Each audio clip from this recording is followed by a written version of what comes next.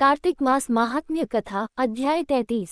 सूची ने कहा, इस प्रकार अपनी अत्यंत प्रिय सत्यभामा को यह कथा सुनाकर भगवान श्री कृष्ण संध्योपासना करने के लिए माता के घर में गए।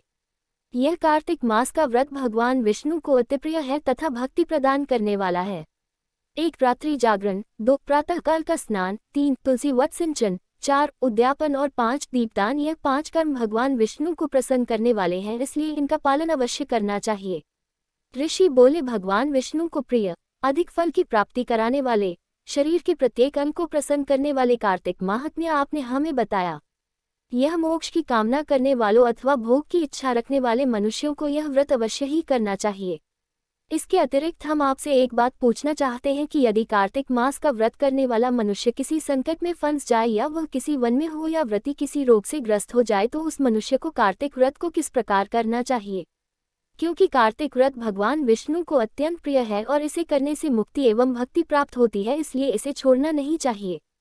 श्री सूत जी ने इसका उत्तर देते हुए कहा, यदि कार्तिक का व्रत करने वाला मनुष्य किसी संकट में फंस जाए तो वह हिम्मत करके भगवान शंकर या भगवान विष्णु के मंदिर जो भी पास हो उसमें जाकर रात्रि जागरण करे। यदि व्रती घने वन में फंस जाए तो फिर पीपल के वृक्ष के नीचे या तुलसी के वन में जाकर जागरण करे। भगवान विष्णु की प्रतिमा के सामने बैठकर विष्णु जी का कीर्तन करे। ऐसा करने से सहस्त्रों गायों के दान के समान फल की प्राप्ति होती है। जो मनुष्य विष्णु जी के कीर्तन में बाजा बजाता है उसे वाजपेय यज्ञ के समान फल की प्राप्ति होती है और हरि कीर्तन में नृत्य करने वाले मनुष्यों को सभी तीर्थों में स्नान करने का फल प्राप्त होता है। किसी संकट के समय या रोगी हो जाने और जल न मिल पाने की स्थिति में केवल भगवान विष्णु के नामात्र से मार्जन ही कर लें। यदि उद्यापन न कर सके तो व्रत की पूर्ति के लिए केवल ब्राह्मणों के प्रसन्न होने के कारण विष्णु जी प्रसन्न रहते हैं। यदि मनुष्य दीपदान करने में असमर्थ हो तो दूसरे की दीप की वायु आदि से भली भांति रक्षा करे। यदि तुलसी का पौधा समीप न हो तो वैष्णव ब्राह्मण की ही पूजा कर ले, क्योंकि भगवान विष्णु सदैव अपने भक्तों के समीप रहते हैं। इन सब के न होने पर कार्तिक का व्रत करने वाला मनुष्य ब्राह्मण, गौ, पीपल और वटवृक्ष की श्रद्धापूर्वक सेवा करे।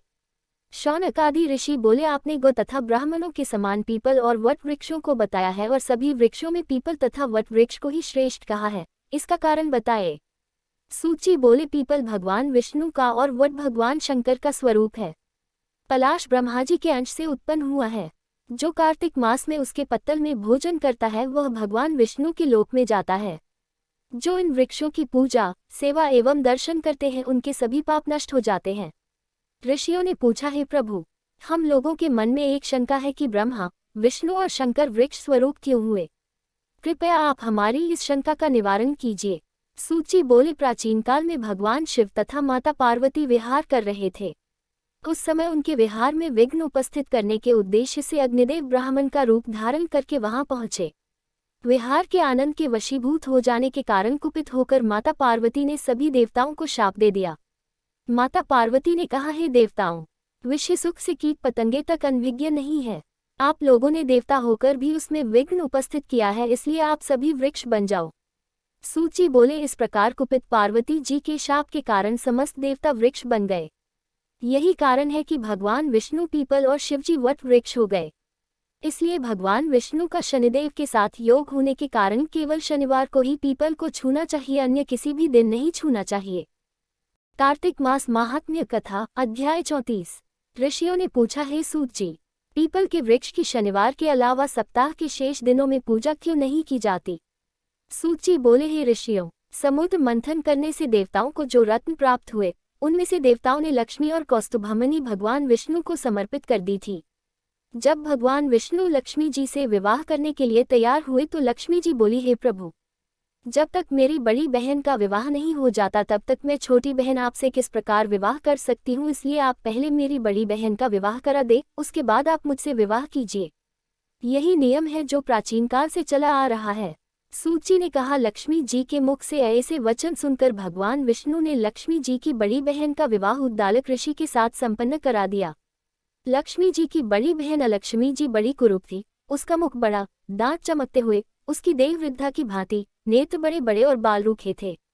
भगवान विष्णु द्वारा आग्रह किए जाने पर ऋषि उद्दालक उससे विवाह करके उसे वेद मंत्रों की ध्वनि से गुंजाते हुए अपने आश्रम ले आए। वेद ध्वनि से गुंजित हवन के पवित्र धुएं से सुगंधित उस ऋषि के सुंदर आश्रम को देखकर अलक्ष्मी को बहुत दुख हुआ। वह महर्षि उद्दालक से बोली, चूंकि इस आश्रम में वेद ध्वनि गूंज रही है, इसलिए यह स्थान मेरे रहने योग्य नहीं है, इसलिए आप मुझे यहाँ से अन्यत्र ले चलिए। उसकी बात सुनकर महर्षि उद्दालक बोले, तुम यहाँ क्यों नहीं रह सकती और तुम्हारे रहने योग्य अन्य कौन सा स्थान है वह भी मुझे बताओ।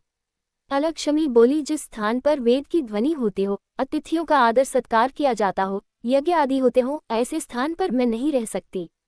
जिस स्थान पर पति पत्नी आपस में प्रेम से रहते हो, पितरों के निमित्त यज्ञ होते हो, देवताओं की पूजा होती हो, उस स्थान पर भी मैं नहीं रह सकती।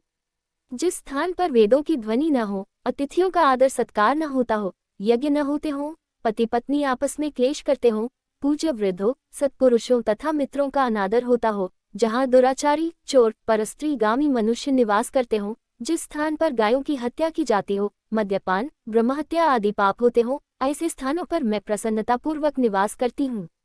सूची बोले, अलक्ष्मी के मुख से इस प्रकार के वचन सुनकर उद्दालक का मन खिन्न हो गया। वह इस बात को सुनकर मौन हो गए। थोड़ी देर बाद वे बोले कि ठीक है, मैं तुम्हारे लिए ऐसा स्थान ढूंढ दूंगा। जब तक मैं तुम्हारे लिए ऐसा स्थान न ढूंढ लूं तब तक तुम इसी पीपल के नीचे चुपचाप बैठी रहना। महर्षि उद्दालक उसे पीपल के वृक्ष के नीचे बैठाकर उसके रहने योग्य स्थान की खोज में निकल पड़े, परंतु जब बहुत समय तक प्रतीक्षा करने पर भी वे वापस नहीं लौटे तो अलक्ष्मी विलाप करने लगी। जब वैकुंठ में बैठी लक्ष्मी जी ने अपनी बहन अलक्ष्मी का विलाप सुना तो वे व्याकुल हो गई। वे दुखी होकर भगवान विष्णु से बोली, हे प्रभु, मेरी बड़ी बहन पति द्वारा त्यागे जाने पर अत्यंत दुखी है। यदि मैं आपकी प्रिय पत्नी हूँ तो आप उसे आश्वासन देने के लिए उसके पास चलिए। लक्ष्मी जी की प्रार्थना पर भगवान विष्णु लक्ष्मी जी सहित उस पीपल के वृक्ष के पास गए जहाँ अलक्ष्मी बैठकर विलाप कर रही थी।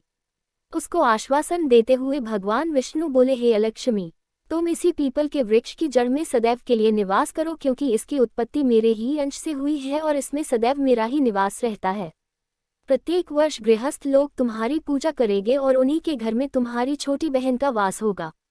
स्त्रियों को तुम्हारी पूजा विभिन्न उपहारों से करनी चाहिए। मनुष्यों को पुष्प, धूप, दीप, गंध आदि से तुम्हारी पूजा करनी चाहिए, तभी तुम्हारी छोटी बहन लक्ष्मी उन पर प्रसन्न होगी।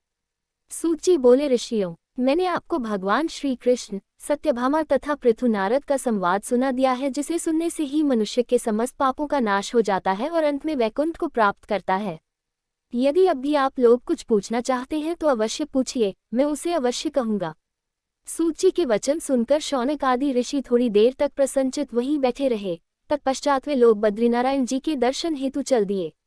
जो मनुष्य इस कथा को सुनता या सुनाता है उसे इस संसार में समस्त सुख प्राप्त होते हैं।